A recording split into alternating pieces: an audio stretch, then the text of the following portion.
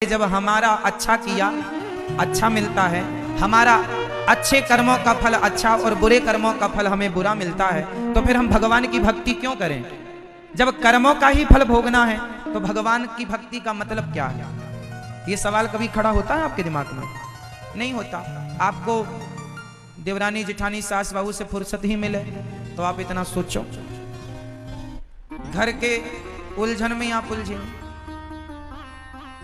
हम बता रहे हैं आपको, एक गुरु के दो चेले थे।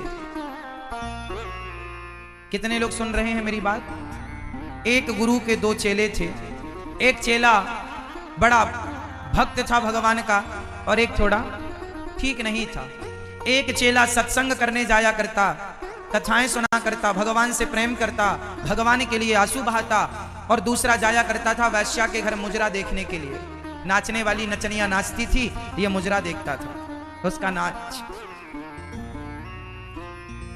एक दिन वो नाचने वाली के घर से नाच देखकर आ रहा था तो रास्ते में सोने का उसे थैली, सोने से भरी थैली मिल गई। और सत्संग करने वाला चेला सत्संग करके लौट रहा था तो पांव में कील घुस गई, लोहे की कील पांव में घुस गई, आर पार हो गई। बड़ा कष्ट। उसने निकलवाई, वैद्य जी से दवाई करवाई, गुरुजी के पास गया लंगड़ाता हुआ, गुरुजी मैं सत्संग करता हूं, भक्ति करता हूं, तो भगवान ने मेरे साथ ऐसा किया, भगवान का न्याय कैसा है? और वो वैश्या के घर जाया करता था मुजरा देखने, उसे सोना मिल गया। सोना मुझे मिलना चाहिए था, कील उसे घुसनी चाहिए थी। भगवान भी उल्टा करते। गुरुजी ने कहा बेटा भगवान कभी उल्टा नहीं करते, भगवान हमेशा सीधा ही करते। तो फिर गुरुजी ये कैसा हिसाब है, कैसा न्याय है? गुरुजी ने कहा बेटा तू वर्तमान को जानता है, भगवान भविष्य को भी जानते हैं और भूत को भी जानते हैं, पास्ट और फ्यूचर दोनों। तुम सिर्फ प्रेजेंट को समझते हो।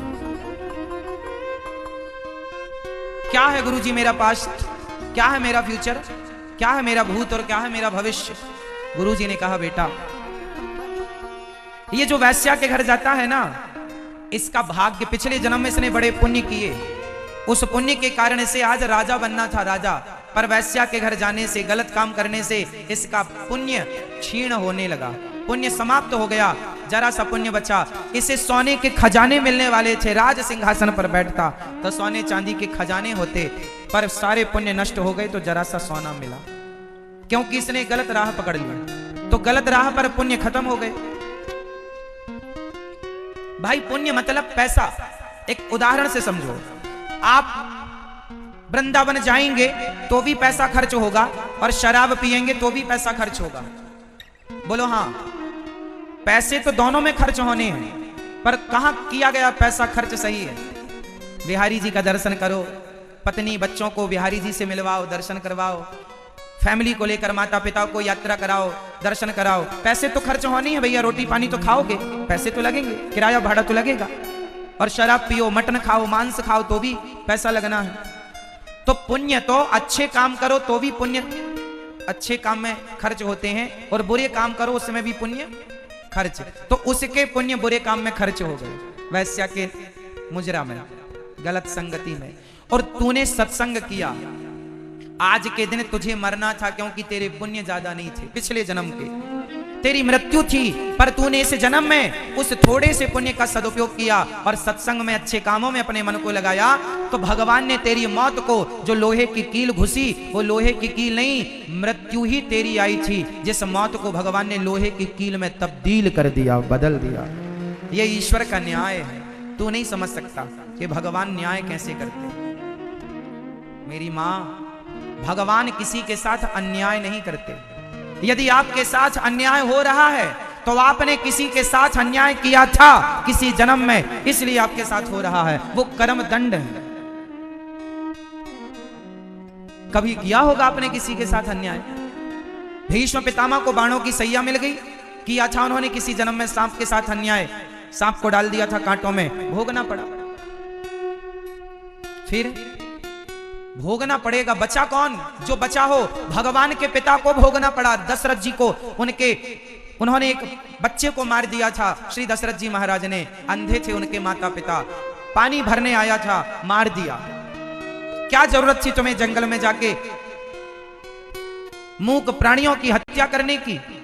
गए, उस हत्या के चक्कर में एक बच्चे की मृत्यु हो गई, मर गया, जिसका दंड भोगना पड़ा भगवान के पिता को। बोलो हाँ, भगवान के पिता को भी भोगना पड़ता है। दशरथ जी को भी तड़प तड़प के मरना पड़ा। ये खुद के कर्म दंड ही तो थे। जब उन्हें भोगना पड़ा तो आप जितने लोग बैठे हैं बच जाओगे। लाख आंख से देख रहा है तुझे देखने वाला, सच की खेती कर ले चतुर नर, समय गुजरता जाता भोगना हमें ही पड़ेगा। एक बार एक गुरु शिष्य चले जावे थे, रास्ते में एक मछली पकड़ने वाला मछियारा मछलियां पकड़ रहा था, ऐसे जाल डाल रहा था, बार पटक दे था, और वो तड़प तड़प के मछलियां मर रही थी। कुछ कांटे डाल रहा था, उन कांटों में थोड़ा सा टुकड़ा मांस का लगा देता था, मछलियां उसको खाने के लिए मुंह खोलती थी, वो फंस जाता था, उसको बार पटक देता था, पटकते वो तड़प तड़प के मर रही थी। अब उस शिष्य ने पूछा कि हे गुरुदेव, ये जो प्राणी इतनी हिंसा कर रहा है, इसको कैसे फल मिलेगा, कब फल मिलेगा, क्या होगा इसको, क्या इसको पाप नहीं लगेंगे? अब गुरु बोला, बेटा फिर बताऊंगा यह बात, इसका उत्तर फिर दूंगा, आ जा मेरे साथ। 5-10 वर्ष के बाद एक दिन क्या देखा, एक हाथी का बच्चा उछल कूद मचा रहा था। उछल कूद मचाता मचाता वो 2 पेड़ों के बीच में फंस गया। उछल कूद कर नून के बीच का निकला था, वो फंस गया, ना पैर टेक के धरती में, वो नू ऐसे इस साइज में आपस में खुले हुए थे, वृक्ष नीचे से ऐसे फंसे हुए थे।